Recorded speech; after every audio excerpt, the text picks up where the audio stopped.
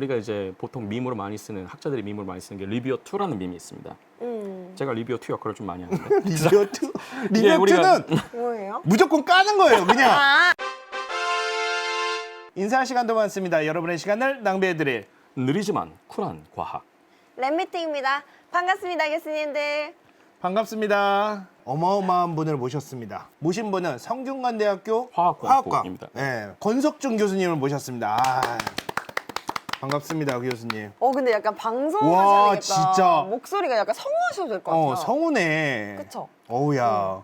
빨리빨리 진도 나가시죠. 아, 예, 랩미팅인데 랩미팅에서 너무 이렇게 진도가 안 나오면 큰일 납니다, 사실. 일단은 뭐 오늘 주제는 엔트로피인데 이제 이 이미지를 첫 이미지로 고른 까닭 중에 하나가 왼쪽에서 오른쪽으로 갈 때 보시면 알겠지만 해상도가 조금씩 떨어지다가 결국 나중에는 거의 알아볼 수 없는 수준까지 이미지가 조금씩 열화되고 있는 것을 볼 수가 있습니다. 네. 네. 사실은 이 이미지 안에 엔트로피의 기본적인 정보가 다 담겨 있다. 혹은 그 의미가 다 담겨 있다라고 이해하셔도 좋을 것 같습니다. 와, 그러니까. 처음에는 저 E라는 글자 속에 모든 픽셀들이 아주 깔끔하게 잘 모여 있죠. 네. 네. 그래서 저 E라는 픽셀 속의 하얀색 픽셀들은 바운더리를 벗어나지 않고 정확하게 제자리를 지키고 있습니다. 네. 그러면 다시 말하면 저기 안에 있는 픽셀들은 자기 자리를 못 벗어나고 있다는 얘기가 되죠. 그렇죠. 그럼 자유도가 그만큼 떨어진다는 거고 다시 말하면 그만큼 엔트로피가 낮은 상태임을 의미합니다. 그런데 조금씩 바운더리를 벗어나는 놈들이 생기기 시작해요. 네. 저 N자만 봐도 벌써 조금씩 나오는 놈들이 보이죠. 네. T로 가니까 더 많이 보이죠. 와. 저 말인 즉슨 이제는 제자리를 지키지 않는 녀석들이 더 많아졌다는 얘기가 되는 거죠. 네. 결국은 이 엔트로피의 이미지에서 우리가 볼 수 있는 것 중에 하나가 원래 제자리를 지키고 있었고 반대로 얘기하면 그만큼 자유도가 떨어진 상황이었다가 조금씩 자유도가 많아지면서 제자리를 지키지 않는 비율이 많아지는 것을 볼 수가 있는데 이게 결국은 열역학 이 법칙입니다.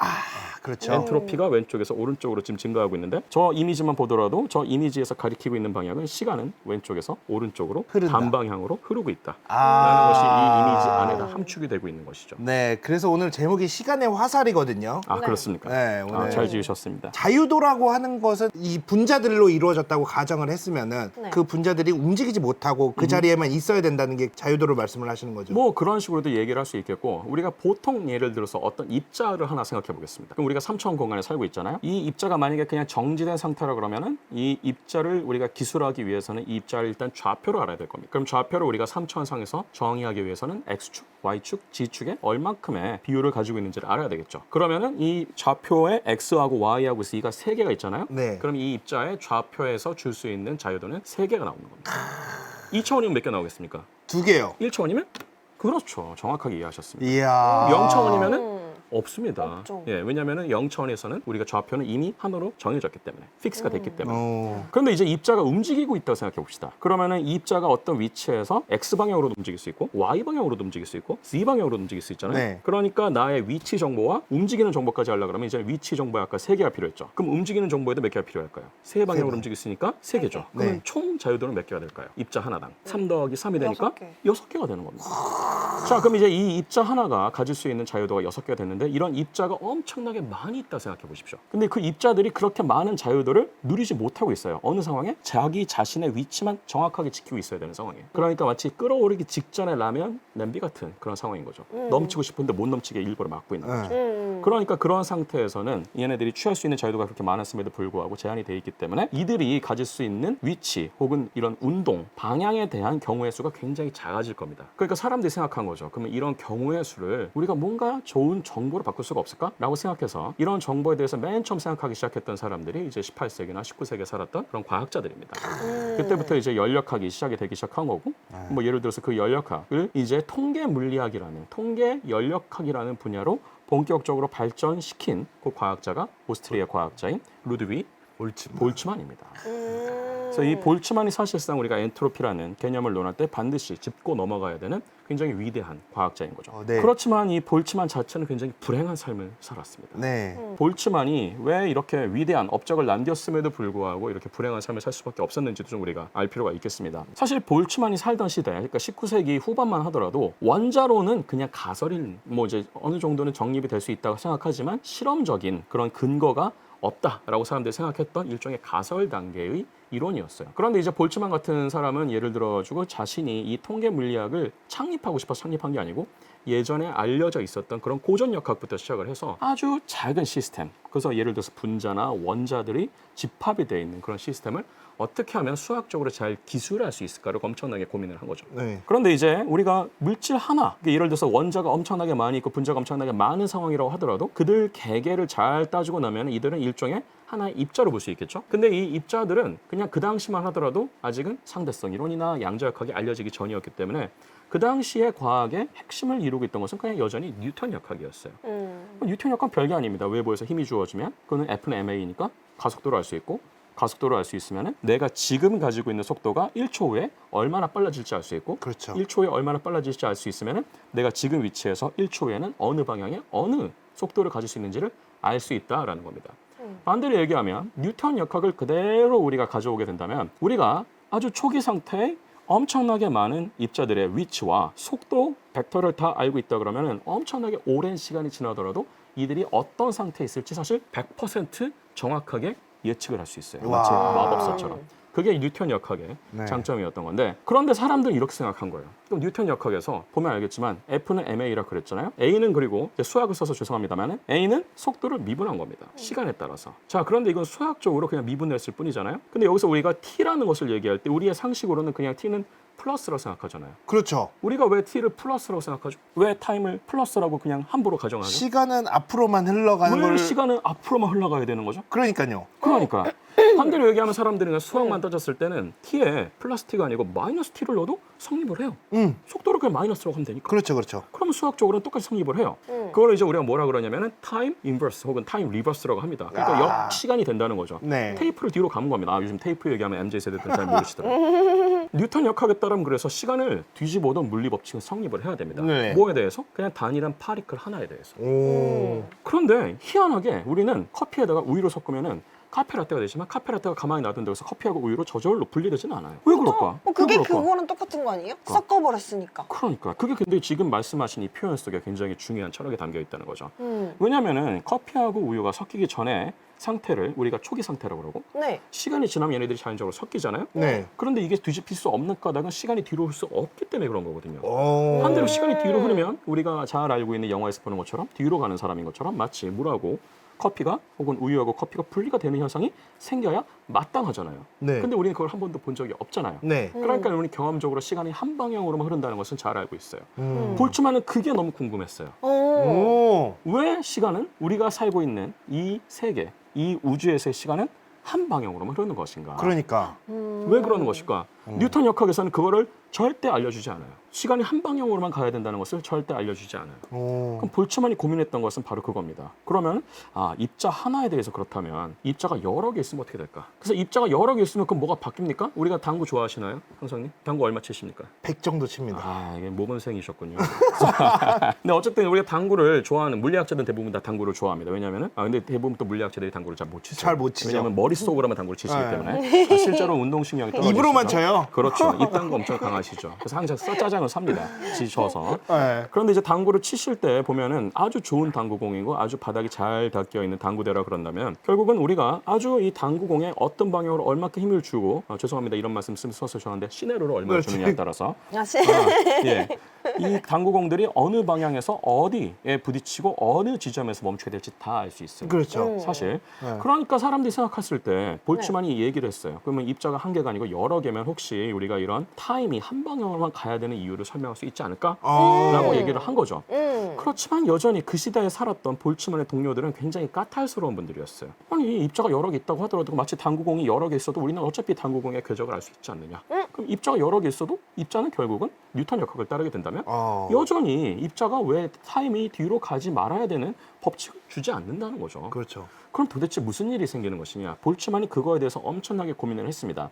그러면서 근데 볼츠만의 위대한 업적 중에 하나가 바로 뭐냐면 볼츠만은 자기도 모르게 이 열역학 이 법칙을 증명하려고 시도를 했던 겁니다. 오. 물론 이제 실패했어요. 네. 결론만 말씀을 드리면. 그렇지만 그 시도를 하는 과정 가운데 굉장히 중요한 개념들을 많이 뽑아낼 수 있었던 거죠. 네. 그 중에서 오늘 제가 대표적으로 말씀드리고자 하는 그 업적 중에 하나가 바로 볼츠만의 H-이론이라는 겁니다. H-이론. 네. 볼츠만이 생각했던 H-이론은 결국 이겁니다. 아주 간단하게 설명해 드릴게요. 입자가 한 개 있을 때랑 입자가 여러 개 있을 때를 좀 우리가 구분하고 싶다 그랬잖아요.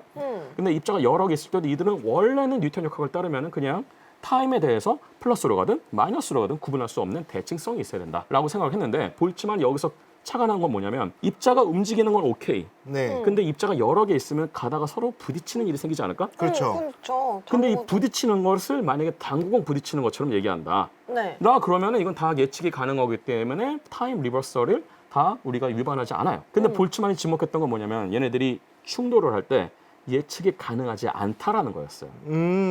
충돌을 할 때 예를 들어서 얘네들이 정면 충돌을 하면 다시 어떤 방향으로 되돌아갈 것이고 약간 비껴서 충돌하면 이렇게 갈 것이고 네. 이런 식으로 갈 텐데 볼츠만이 예상한 건 뭐였냐면 이들이 충돌을 할 때 확률적으로 움직인다는 겁니다. 그럼 예를 들어서 이들이 이렇게 해서 일로 갈 수도 있지만 이렇게 해서 갑자기 이렇게 갈 수도 있다는 얘기예요. 이걸 뭐라고 표현했냐면 분자 카오스라고 표현했어요. 분자 카오스. 몰레큘라 분자 카오스라고 합니다. 분자 단위에서 일어나는 카오스가 되는 거죠. 네. 그런데 이것들이 1대1로 부딪힐 때도 그렇지만 1대 n으로 부딪히거나 n대1로 부딪히거나 n대 n으로 부딪힌다 하더라도 그러면은 더더욱 이게 예측이 불가능해지겠죠. 그럼요. 싸우는 것도 1대, 그렇죠. 1대1로 싸우는 것보다는 어느 정도 어. 누가 이기는지 보이겠지만 1대5, 1대17로 싸우면은 누가 이길지 모르는 거거든요. 그렇습니다. 그런데 이제 이 볼츠만한테는 약간 이것을 이용할 수 있을 만한 약간의 답안지가 하나 있었어요. 근데 그게 답안지 자체가 본인이 만든 답안지였어요. 이공계 학생들이라면 보통 1학년, 2학년 때 많이 배우는 그런 물리화학 시간에 나오는 아주 유명한 기체 우차 분자 운동 방정식이라는 게 있습니다. 네. 이런 가스 키네틱스에 따르면 이들이 어느 정도의 온도가 정해져 있을 때 그 온도만큼의 열 에너지에 의해서 이들의 운동 에너지가 다 정해지게 되는데 이 운동 에너지가 평균 운동 에너지라 할 수도 있지만 평균에 알려져 있다는 것은 다시 말하면 그 평균 값을 중심으로 어느 정도의 분포 함수를 그리고 있다는 얘기가 됩니다. 근데 이 분포를 우리가 뭐라 부르냐면은 맥스웰 볼츠만 분포라고 부릅니다. 네. 근데 이 맥스웰 볼츠만 분포를 볼츠만은 어떤 식으로 봤냐면 이게 가장 평형 상태다라고 가정을 했어요. 가장 일반적인 상태다. 아주 오랜 시간이 지나면 이들은 자연적으로 이 맥스웰 볼츠만 분포를 가져야 된다는 겁니다. 네. 뭐가? 엄청나게 많은 입자들이 예를 들어서 1번부터 100번까지 입자가 있다고 쳤을 때 그 1번부터 100번까지의 입자들의 각각의 속도를 우리가 알 수 있을 거 아니에요? 그럼 이들의 속도를 우리가 쭉 줄 세우기로 하면 그 분포가 맥스웰 분포를 따를 것이라는 얘기가 되는 겁니다. 자, 그런데 그 맥스웰 분포를 우리가 평형 상태에 있는 분포라고 가정을 했을 때 그 분포가 평형 상태에 있으니까 여기서부터 만약에 벗어나는 애가 있으면 결국은 오랜 시간이 지나면 다시 이 분포로 돌아올 것이다 라고 생각하고 그 떨어진 정도를 볼츠만은 이것을 수학적으로 표현을 했어요. 어떤 식으로 표현했냐면 이것을 h라고 표현을 해서 일종의 그 떨어진 정도를 약간 이제 어려운 말 써서 죄송합니다만 공간과 시간에 따라서 적분한 값을 h라고 얘기를 했습니다. 네. 근데 알고 보면 그 h가 결국은 거기다 마이너스를 붙이면 우리가 지금 이해하고 있는 엔트로피가 됩니다. 여기서 이제 소리 한번 돋으셔야 되는데. 네. 사실 이제 볼츠만도 이제 그거를 원래 알았으면 좋았을 텐데. 어쨌든 근데 볼츠만이 그 만든 그 H 티어림이라는 게 아까 말씀드렸던 것처럼 멀티 파리클 여러 개의 파리클이 제각각 부딪혀서 몰레큘러 카오스라는 걸 만든다고 했잖아요. 그 몰레큘러 카오스를 만들어서 이들이 예를 들어 가지고 맥스웰 볼츠만 분포에서 좀 떨어지잖아요. 그러면은 이 H 값이 어떻게 되냐면은 점점 이제 증가를 합니다. H 값이. H 값이 증가를 해요. 네. 그러다가 시간이 지나면 다시 이 H 값이 감소를 하는데 최저점이 되는 지점이 바로 맥스웰 볼츠만 분포를 가질 때가 되는 거예요. 그래서 이제 볼츠만이 생각했던 것은 이 H라는 것이 결국은 이게 몰레큘러 카오스라는 가정을 하게 되면은 이게 이쪽으로 갈 수밖에 없구나. 아무리 여기서 벗어나고 싶더라도 다시 일로 돌아올 수밖에 없구나. 이것은 마치 어떤 거냐면은 아무리 여기서 벗어나는 것이 시간 대칭에 대해서 가능하다 하더라도 자연은 일로 돌아오는 것을 좋아한다는 거죠. 그러니까 여기에 시간의 단방향 화살에 비밀이 담겨 있겠다라는 생각을 하게 된 겁니다. 근데 볼츠만은 자신도 모르게 그 H에다가 마이너스를 붙이면 그것이 엔트로피가 된다는 것을 모르고 있었던 거예요. 근데 그걸 사실상 유도를 한 거죠. 근데 이제 볼츠만이 이 H 이론을 딱 발표를 했을 때 이 같은 나라에 있는 학자들이 반대를 하기 시작했어요. 우리가 이제 보통 밈으로 많이 쓰는 학자들이 밈으로 많이 쓰는 게 리비어 2라는 밈이 있습니다. 제가 리비어 2 역할을 좀 많이 하는데 리비어트? 이게 우리가- 리비어트는 뭐예요? 무조건 까는 거예요. 그냥 마음에 안 드는 거예요. 이 논문 자체가 무조건. 전문 용어로 모두까기 인형이라고 합니다. 모두 까기예요. 모두 까기. 네. 그런데 이제 이 볼츠만이 이 H 티어럼이라는 것을 딱 발표했더니 여전히 뉴턴 역학이 당연히 성립해야 된다고 믿고 있었던 다른 과학자들, 특히나 이제 과학 철학자들이나 물리학자들, 수학자들은 반대부터 하고 나선 거예요. 네. 아니 이 몰레큘러 카오스라는 것을 당신이 가정을 했는데 이게 정말로 통한다는 것은 어떻게 증명할 거냐. 이거에 대해서 가장 극명하게 반대했던 사람은 예서 로흐샤르라는 사람이 있었고요. 이 사람은 그래서 이 몰레큘러 카오스가 성립하지 않는다면 여전히 시간의 정방향이나 역방향은 동시에 구분이 될 수 없어야 된다. 라고 계속 주장을 했고. 근데 예를 들어서 이제 이런 당구공 같은 경우에는 100만 개가 모이든 1000만 개가 모이든 우리가 카오스라는 걸 생각하기 좀 어렵잖아요. 부딪히면 알아서 정확하게 모멘텀이 보존되는 방향으로, 에너지가 보존되는 방향으로 이 당구공들의 궤적이 정해져야 되니까. 네. 그러니까 이제 볼츠만은 이것을 회피하기 위해서 당구공 같은 거 말고 엄청나게 작은 걸 생각해 봅시다. 이 엄청나게 작은 애들은 그 당시에 이제 뭐 아직 실험적으로 증명되지 않았지만 애텀이라는 거 한번 생각해 보자. 네. 이 우리의 이 모든 알고 있는 물질을 구성하고 있는 이 애텀이라는 거 한번 생각해 보자. 그럼 이 애텀 같은 애들은 엄청나게 작기 때문에 우리가 알고 있는 그런 확실한 경로를 따르지 않을 수도 있다. 그래서 얘네들이 부딪혔을 때 완전히 랜덤한 방향으로 갈 수 있지 않겠는가. 그렇죠. 그래서 이게 통하는 시스템이 있다. 그리고 그 시스템을 우리가 몰레큘러 카오스로 볼 수 있지 않겠느냐. 그걸 볼 수만 있다면 지금 내가 유도한 이 HDRM에 의해서 얘네들은 시간이 한 방향으로 가는 것이 성립할 수밖에 없다. 이렇게 얘기하니까 이번에는 로샤르 말고 같은 이제 오스트리아의 대학에 있었던 마흐라는 아주 유명한 마흐. 철학자가 도대체 그 애텀이 뭔데? 봤어요? 당신 그거 본 적 있어요? 실험적으로 증명이 됐나요? 네. 그럼 이제 볼츠만은 실험하는 사람이 아니었으니까 그거는 제가 사실 확인할 수는 없었지만 서도 그랬더니 이제 그 당시에 오스트리아를 비롯한 그 대륙의 과학 문화는 실중주의였어요. 맞아요. 데이터가 없으면, 실험 데이터가 없으면 믿지 않았었습니다. 애텀이 있다고 그러는데 애텀의 증거를 가져오십시오. 근데 이제 볼츠만한테 그게 없었어요. 볼츠만은 그래서 19세기 후반에 자신의 이런 HDRM이나 몰레큘러 카오스나 이런 특히나 여기서부터 이제 확률론을 연력하게 본격적으로 가져와서 본격적으로 이제 이런 엄청나게 많은 입자들이 들어있는 시스템과 그들이 확률적으로 어떠한 운명을 취할 것인지를 수학적으로 이론을 잘 정립했음에도 불구하고 그 이론을 뒷받침할 만한 실험적인 증거가 없었다는 이유만으로 엄청나게 본토에 그리고 그 대륙에 유럽 대륙의 과학자들한테 많은 핍박을 받았습니다. 그러니까 온통 주변이 다 리뷰어 2였던 거예요. 죽겠는 거죠, 그냥 진짜. 온통 주변에 리뷰 2만 있으면 진짜 연구하기 싫을 것 같은데.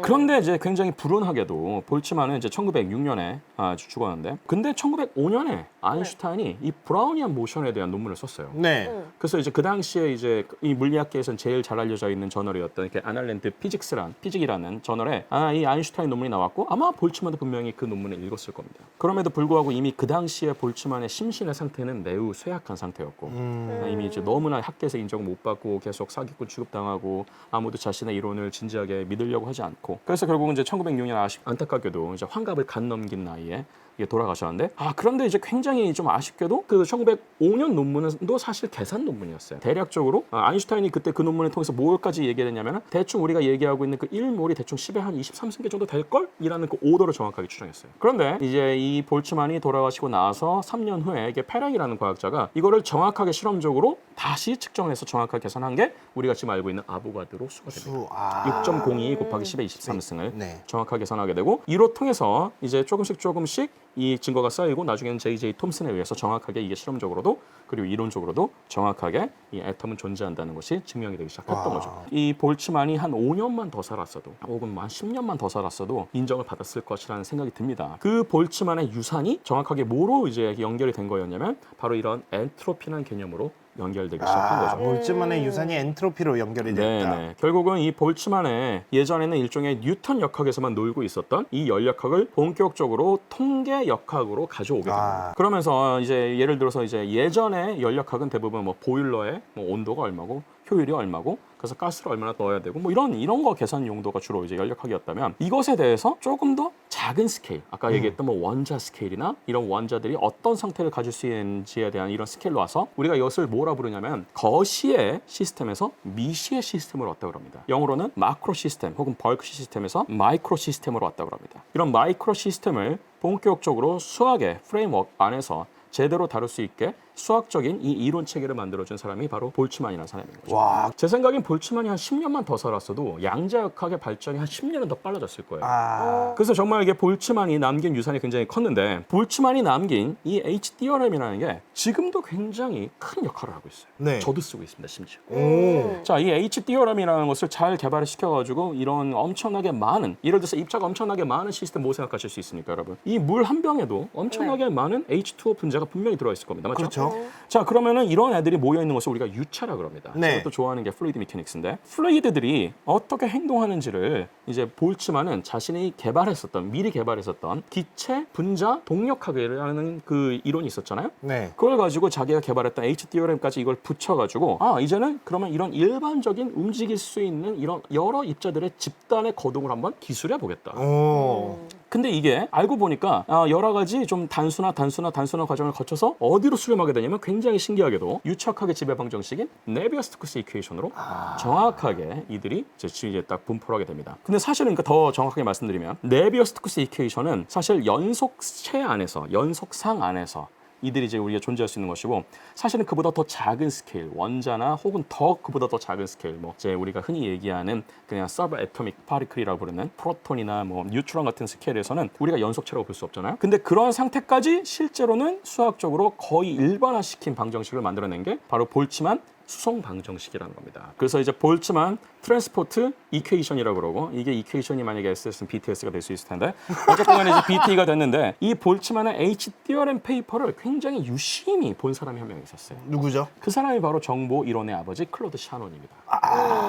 그래서 이제 클로드 샤논이 딱 보니까 이 볼츠만의 H 티어렘이라는 것은 너무나 수학적으로 좋아 보이는 거야. 아름다워 보이는 거야. 그런데 이제 샤논은 예를 들어서 이런 생각을 한 거야. 그렇다면 우리가 정보를 없는 상태에서 정보를 만들어내는 것도 결국은 뭔가 노력이 필요한 거고 그러면은 사실은 우리는 이 엔트로피의 방향을 역행하고 있는 거니까 정보를 예를 들어서 우리가 만들어낸다고 그랬을 때는 우리가 반드시 어딘가에서는 에너지를 빌려와야 되고 그 개념을 이제 찾다 보니까 볼츠만이라는 사람이 과거에 이미 이 부분에 대해서 굉장히 잘 정리를 해놓은 거예요.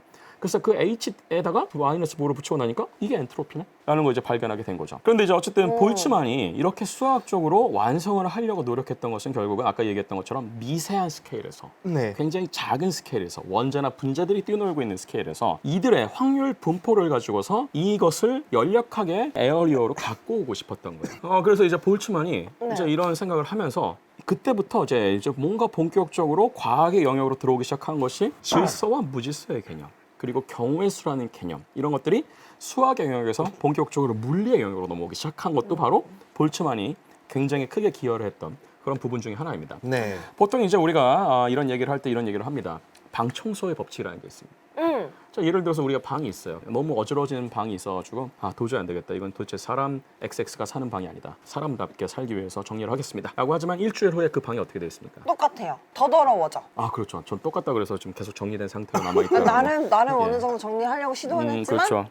더 더러워진다. 그렇죠. 그러면은 방이 왜 더러워지는 걸까? 반대로 얘기하면 자연은 아까 말씀드렸던 것처럼 시간이 한 방향으로 흘러갈 때 엔트로피가 증가하는 것을 우리가 시간의 한 방향성이라고 얘기할 수 있다고 그랬고 그렇다고 그러면은 이것을 표현하기 위해서는 엔트로피라는 것을 일단 정량적으로 얘기해 줄 필요가 있겠다는 그렇죠. 생각을 한 거죠. 그런데 이제 여기서 약간 재밌는 것 중에 하나는 시간과 엔트로피가 항상 비례 관계라는 건 아니에요. 예를 들어서 이게 이런 식의 곡선을 그릴 수도 있고 비선형 방정식. 근데 어쨌든 감소는 하지 않는다는 거예요. 근데 여기서의 한 가지 전제 조건 중에 하나는 그 엔트로피를 어디서 측정했어야 되냐면 흰 개에서 측정을 했어야 됩니다. 이제 아까 말씀드렸던 것처럼 이 엔트로피라는 것을 그래서 이제 우리가 어떻게 하면 정량화할 수 있을까? 근데 네. 아까 말씀드렸던 것처럼 자유도라는 개념 기억나시죠? 그리고 그럼 자유도라는 개념 조금 더 확장해 본다 그러면 각각의 똑같은 입자들이에요. 서로 구분할 수 없는 입자들이에요. 근데 이 입자들이 가질 수 있는 이런 자유도들은 서로 얘네들은 다 똑같은 입자지만 서로 독립적인 입자들이라면 이들이 사실은 어떠한 자유도를 어떤 방식으로 취하고 있는지는 다 제각각일 테니까 이들이 가질 수 있는 모든 경우의 수를 한번 다 카운트 해보자. 근데 그럼 경우의 수가 많으면 많을수록 이들이 가지고 있는 토탈 자유도는 그만큼 많다는 뜻이 되겠죠. 여기서 여러분이 핵심적으로 주목하셔야 되는 키워드는 바로 경우의 수입니다. 그래서 이 경우의 수라는 것을 그럼 우리가 뭐 어떻게 얘기할 수 있습니까? 뭐 별거 아닙니다. 그래서 주사위 2개를 던지는 경우의 수를 생각해 보자고요. 그랬을 때 주사위 2개에서 나올 수 있는 점들의 그러니까 숫자의 합은 몇 가지 경우가 있겠는가? 예를 들어서 1하고 1이 나오면 2가 나올 수 있죠. 1하고 2가 나오면 3이 나올 수 있죠. 그러면 결국은 2부터 시작해서 맥시멈 값은 6 더하기 6이 나오니까 12까지 나올 수 있겠죠. 네. 그렇지만 이 2하고 6 사이에는 이제 굉장히 많은 숫자들이 있을 겁니다. 2, 3, 4, 5, 6, 7, 8, 9, 10, 11, 12까지 나와서 근데 이들은 사실 똑같은 확률로 나오지는 않아요. 그렇죠? 그래서 왜냐하면 1하고 1이 나올 수 있는 경우는 둘 다 1이 나와야 되잖아요. 2가 나올 수 있는 경우는. 그렇죠? 그런데 합이 3이 나오는 경우는 왼쪽에 있는 주사위가 1이 나오고 오른쪽에 있는 주사위가 2가 나오든지 그렇죠. 왼쪽에 있는 주사위가 2가 나오고 오른쪽에 주사위가 하나가 나오든지 네. 그러니까 경우의 수가 벌써 2개가 됐죠. 네. 그래서 경우의 수가 이제 뭘 의미하는지는 이제 조금씩 아실 것이고 여러분이 이제 옛날에 학창 시절에 배우셨던 개념을 잠깐 생각해 본다면 결국 이것은 조합의 개념으로 들어온다는 것을 아실 수 있을 겁니다. 조합. 그래서 컨비네이션이라고 그러죠. 네. 그래서 결국은 내가 예를 들어서 그럼 이런 걸 생각해 보겠습니다. 내가 지금 이제 눈을 감고 어떤 이제 이런 탁구공을 뽑아야 되는데 탁구공이 100개가 가득 차 있는 박스가 있다 칩시다. 나는 여기서 탁구공을 한 3개를 뽑고 싶어요. 그러면 이 탁구공 100개 중에서 3개를 뽑을 수 있는 경우의 수는 몇 개냐? 그럼 100C 3 하면 됩니다. 그래서 100 팩토리얼 나누기 이제 97 팩토리얼 나누기 3 팩토리얼 해갖고 계산하면 계산하면 되는데 이 조합이 굉장히 중요한 까닭은 여기서 얘기하는 이 조합이라는 것이 결국은 아까 얘기했던 것처럼 이 시스템이 가질 수 있는 자유도의 어떤 합을 의미하는 것이고 그 자유도의 총합을 확률의 개념에서 이걸 다시 얘기하는 것이 바로 조합의 개념이기 때문에 그렇습니다. 이 조합을 가지고서 우리가 최종적으로 측정하고 싶은 개념이 바로 경우의 수가 되겠다는 거죠. 자, 그러면 이제 대략적으로 사람들이 경험적으로 뭘 알 수 있었냐면 경우의 수가 많으면 많을수록 얘네들은 그만큼 어지러질 수 있겠구나. 자, 방에 가구가 딱 한 개밖에 없어요. 그럼 내가 이것을 아무리 어지러치고 싶어도 사실 어지러울 수 있는 방법은 별로 없겠죠. 뭐 사람을 넣었다 뺐다 정도 하는 정도? 아니죠. 그냥 가만히 놔두면 어질러지던데요. 그렇지만 가구가 하나 있을 때보다 가구가 2개, 가구가 3개, 가구 안에 책이 많거나 가구 안에 옷이 많아지거나 점점 뭐가 많아질 수 있어요. 그러면은 이 방이 더 어질러지는 정도는 더 심해지겠죠. 네. 결국은 이 시스템을 구성하는 애들이 뭔가 많아지고 그리고 이들이 가질 수 있는 자유도가 더 많아지면 이들이 취할 수 있는 경우의 수가 그만큼 많아지니까 그럼 결과적으로는 더 어지러질 수 있겠다라는 개념으로 이제 들어오게 되는 겁니다. 그렇죠. 결국은 그래서 이 경우의 수를 반대로 얘기하면은 내가 아주 초창기에 경우의 수를 딱 하나로 고정시켰어요. 그래서 예를 들어서 옷은 옷장에 들어가 있고 책은 책장에 들어가 있고 하더라도 결국 이들이 자리를 바꿀 수 있는 모든 경우의 수를 따져보고 보면 이들은 결국은 책장에 예서 옷이 들어가 있고 옷장에 책이 들어갈 수도 있다는 얘기가 되는 것이죠. 뭐 그럴 수 있겠죠. 그래서 무슨 상태이냐? 이 상태이다. 네, 그래서 맨 처음에는 저렇게 잘 정리가 돼 있다가 확 내려오면서 갑자기 확 엉켜 있죠, 스파게티처럼. 네. 결국은 이제 이것이 바로 얘기하는 것이 시간이 지나면 지날수록 이제 오른쪽 아래로 내려오면 내려올수록 결국 저들의 어떤 경우의 수가 그만큼 많아지면 그만큼 어지러질 수 있다는 얘기가 되는 거죠. 근데 경우의 수가 많다는 것은 다시 말하면 결국은 이들은 취할 수 있는 경우의 수가 많아지니까 그만큼 무질서해질 수 있는 포텐셜이 있다는 얘기가 되는 거죠. 잠재력이 있다는 것이 되는 겁니다. 네. 그래서 더 잘 어지러질 수 있겠구나. 더 잘 무질서해질 수 있겠구나. 네. 그러면 그 무질서도를 그럼 우리가 어떻게 측정하면 좋느냐? 다시 원점으로 돌아오면 그래서 이게 바로 우리가 얘기하는 이 경우의 수가 왜 엔트로피하고 연결이 되는지에 대해서 조금씩 설명을 드리고자 합니다. 그래서 결국은 이제 왼쪽에 있는 것이 이제 이 우유와 커피를 섞기 전에 저 상태가 이제 딱 초기 상태예요. 뭐 예를 들어서 스냅샷을 찍었다고 생각해 보겠습니다. 네. 네. 근데 이제 시간이 지나면 지날수록 네. 저들이 서로 섞입니다. 우유 입자는 커피 속으로 들어가고 커피 입자는 우유 속으로 들어갑니다. 네. 그래서 결국 시간이 지나면 지날수록 맨 오른쪽에 있는 저런 카페라떼가 되겠죠. 그래서 왼쪽에 있는 경우에는 보시면 알겠지만 우유는 우유의 영역에만 있어야 됩니다. 그리고 우유가 차지할 수 있는 그런 구역들은 다 우유만 차지하고 있죠. 네. 그러면 저 우유 안에 있는 애들은 다른 데 갈 수가 없으니까 쟤네들은 경우의 수가 한 개예요. 그렇죠. 커피도 마찬가지로 커피에 있는 영역에만 커피가 있기 때문에 커피는 다른 데 갈 수 없으니까 저 커피가 가지고 있는 경우의 수도 하나예요. 그런데 맨 오른쪽에 카페라떼가 되면은 도대체 우유가 어디 있는지 커피 입자가 어디 있는지 우리가 알 수 있습니까? 없어요. 굉장히 지금 두석이 있기 때문에 이들은 결국 자기가 취할 수 있는 최대한의 그런 경우의 수를 좀 취하고 있다라고 네. 볼 수 있는 겁니다. 그래서 일단 우리가 맨 왼쪽에 있는 것은 엔트로피가 굉장히 지금 낮은 상태다. 그리고 저들은 더 이상 갈 데가 없기 때문에 마치 책이 책장에 있고 옷이 옷장에 있는 것처럼 잘 정돈된 상태다. 그래서 우리가 이것을 영어로는 ordered라고 합니다. 즉 질서가 잡혀 있다. 그렇지만 맨 오른쪽에 있는 애들은 그만큼 서로 완전히 자리를 바꿔치기 하고 있고 누가 누구 자리에 있는지 전혀 우리가 구분할 수 없기 때문에 저런 상태 같은 경우에는 우리가 high entropy, 즉 엔트로피가 굉장히 높은 상태고 그리고 그만큼 무질서했다. 그래서 앞에 이 부정에 우리가 어두가 붙죠. 그래서 저런 dis라는 말이 붙으면 disordered가 됩니다. 그래서 이제 무질서해지는 그런 게 되는 거죠. 자, 그러면 이제 이런 경우의 수를 이용해서 우리가 이것을 어떻게 측정할 수 있는지를 한번 보겠습니다. 자, 그래서 이제 엔트로피라는 것은 일단 기본적으로 시간의 방향에 관련이 있다는 말씀드렸고 한 방향으로 얘네들이 흘러가야 되니까 결국은 엔트로피가 증가한다는 것은 시간이 지나면 지날수록 엔트로피는 아까 마침 말씀드렸던 것처럼 닫힌 개에서는 증가할 수밖에 없었다 그러는데 여기서 중요한 것은 엔트로피가 애초에 증가한다고 그러면 반대로 얘기하면 시간을 계속 맨 처음에 앞으로 돌렸으면은 엔트로피는 맨 처음에는 0이었을 거라는 거예요. 그렇죠. 네. 우리 항성 선생님은 이제 전체 물리학 박사시기 때문에 빅뱅을 굉장히 좋아하시고 네. 빅뱅 그 특이점의 상태에서는 모든 질량과 모든 에너지 사실 모든 질량과 에너지가 이 얘기가 되기 전에 모든 존재에 대한 모든 것들은 하나의 특이점 속에 모여 있었잖아요. 그렇죠. 걔네들은 그럼 취할 수 있는 경우가 딱 하나였어요. 하나죠. 엔트로피는 빵이었죠. 네. 자, 근데 걔네들이 빅뱅을 하고 엄청나게 짧은 시간 동안에 갑자기 급팽창을 했죠. 그리고 나서 엄청나게 또 지금 또 계속 가속 팽창을 하고 있는데 그만큼 엔트로피는 엄청나게 커져 있겠죠. 결국 이제 우주의 팽창이나 우주가 지금까지 진화하는 그 모든 것들도 결국 단방향으로 지금 진화하고 있고 그렇죠. 적어도 우리 우주에서는 다른 우주에 대해서는 제가 그렇다고 말씀드리지 않았습니다. 네. 근데 어쨌든 적어도 우리 우주에서는 지금 엔트로피는 단방향으로 계속 증가하고 있고 네. 이것은 결국 시간의 단방향성이나 마찬가지로 말씀드렸었는데 그러면 반대로 얘기하면 지금 제가 중요한 말씀 드리려고 하는 게 엔트로피가 증가한다는 것은 다시 말하면 엔트로피는 빵이었던 시점이 있었을 것이라는 겁니다. 그렇죠. 거꾸로 마치 우리가 우주의 나이를 거꾸로 그렇죠. 계산을 해내는 방법과 네. 정확히 그렇습니다. 그래서 이제 여기서 한 가지 우리가 전제 조건을 삼아야 되는 것은 엔트로피는 빵인 시점이 있었을 것이다. 근데 이것이 보장이 되지 않았으면 그러면 엔트로피를 내가 어느 시점이 사실 시작점인지를 우리가 사실 구분할 수가 없고 그렇죠. 다시 말하면 이건 우주가 순환할 수도 있다는 얘기가 되는 거거든요. 이렇게 계속 사인 함수를 그리는 것처럼 작았다가 커졌다가 그럼 다시 작아질 수 있는 거 아니에요? 라고 얘기할 수 있는 거니까.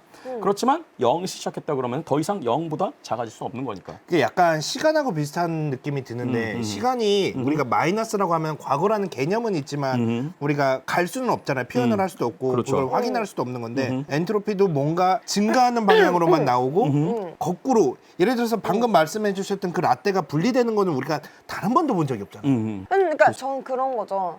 그러니까 근데 이걸 질문을 안 한 이유가 커피도 마찬가지로 우리가 섞었어. 근데 만약에 우리가 일부러 그거를 분리시킬 수는 있잖아요. 뭐 과학적으로도. 근데 방도 마찬가지로 우리가 엄청 어질럽혔어. 근데 치웠어. 그러면 그 전 상태로 비슷하게 돌아갈 수는 있잖아. 근데 결과적으로 아예 그 전 상태와 100% 그럼 똑같을 수도 있잖아. 굉장히 좋은 질문 하신 거예요. 네, 예를 들어서 방이 어질러져 있잖아요. 네. 그러면은 일단은 우리는 누군가의 등짝을 일단 맞아야 되죠. 그쵸.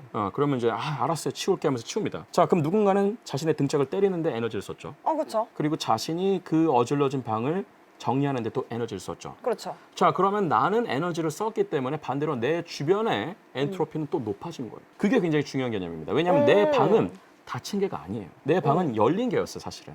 내 방만 놓고 나면 내 방에다가 내가 얼마든지 에너지를 집어넣고 많은 노력을 해서 다시 원상복구 시킬 수 있어요. 네. 근데 그 과정에서 우리는 시간이 흘렀고 에너지를 썼죠. 그렇죠. 자, 이 시간이 흘렀고 에너지를 썼다는 것을 다시 말하면 내 방 외부의 환경들, 뭐 우리 작은 이 아파트부터 시작해서 나라, 심지어 지구, 심지어 우주까지 네. 내 방을 제외한 그 모든 환경에서의 전체 엔트로피는 아주 미약하지만 증가해버렸어요. 내 방의 엔트로피를 낮춘 것만큼이나 더 증가를 한 거예요. 사실은 그래서 우리가 여기서 잘 구분해서 생각해야 되는 게 우리가 항상 강조하는 게 닫힌 개라는 겁니다. 사실 이제 나중에 또 제가 말씀을 드리겠습니다만 생명 현상을 가지고 생명은 단세포 동물부터 시작해서 다세포 동물이 되고 얘네들이 조직을 이루고 또 뭔가 또 이제 이런 걸어다닐 수 있는 동물이 되고 심지어는 뇌를 갖춘 지성체가 되어갖고 문명까지 이뤘으면 이건 오히려 엔트로피가 작아진 거 아니에요? 라는 얘기를 합니다. 질서가 생겼잖아요. 네. 이런 원시인 시대에서 굉장히 문명 사회가 됐고 이제 뭐 정말 우리가 정말 무질서한 사회에서 서로 막 그렇게 법이 없이 살던 시대에서 뭔가 법을 만들고 사회 제도를 만들고 잘 질서가 잡힌 사회로 왔잖아요. 그러면 인간은 자연에서 예외 아닙니까? 우리는 엔트로피를 지금 거꾸로 가고 있는 거 아닙니까? 우리야말로 시간을 거꾸로 지금 거슬러 올라가고 있는 거 아닙니까? 라는 얘기를 합니다만은 인간이 지구상에서 그렇게 문명을 발전시켜 오면서 우리도 모르게 지구 밖에 우주에다가 엔트로피를 증가시키는 활동을 해온 겁니다. 오, 그렇게까지 해석을 할 수 있군요. 그럼요. 왜냐하면 우리 우주 전체가 만약에 닫힌 개라고 한다면 우리 지구가 포함된 것도 사실 우리 우주라는 닫힌 개 안에 포함이 돼 있기 때문에 그렇게 따지면 닫힌 개라고 하는 거는 정확하게 어떤 경우가 있을 수 있는 닫힌 개라는 것은 결국 외부와 에너지, 물질, 모멘텀이 전혀 익스체인지하지 않는, 교환하지 않는. 우리가 밖에서 봤을 땐 이 개 안에 뭐가 들어있는지 도저히 알 방법이 없어요. 왜냐하면 밖에서도 외부를 도저히 알 방법이 없고. 예, 그래서 볼츠만 방정식과 연력학 얘기를 해야 되는데 제 생각엔 이게 한 학기짜리 과정입니다. 그렇죠. 자, 네. 인사할 시간도 많습니다. 여러분의 시간을 낭비해드릴 느리지만 쿨한 과학. 랩미팅이었습니다. 감사합니다, 교수님들. 감사합니다. 감사합니다.